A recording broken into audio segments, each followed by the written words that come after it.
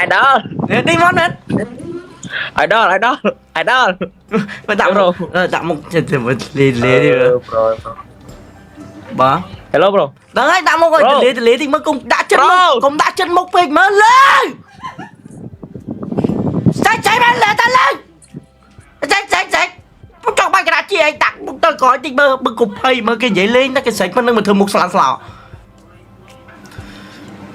anh bóng đi với hàng ớt chá đi trời mà đi biết lăng đi vui còn anh lăng ô ấy phát lô cái gì mà gì lính gì mà gì lính gì mà gì lính phát lô cái thôi phố à gì mà gì lính lột mà gì mà gì lính hai chục lô bắt cho phố mày phố mày thì chết luôn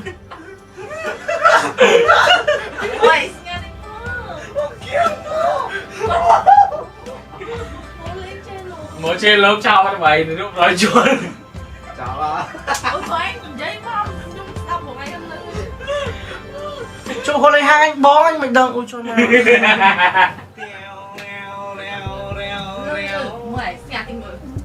mình thấy lên sai vẫn lên sai mày nữa lên sai nè mình luôn mà nói mình hai chục bắt cho phố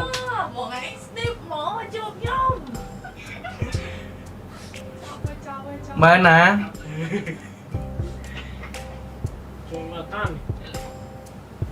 What's up, man? What's up, bro? What's up? Yeah. Có xôi tha em nó cũng còn tu mấy thằng tu nữa tự bị tu nữa ở đây mẹ nè yon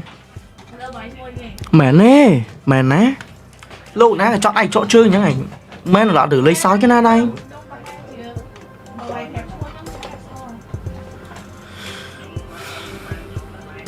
anh kết trở nói anh nha mẹ lố cái nó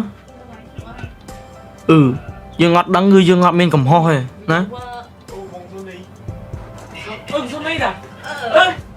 Sony nè Sony nè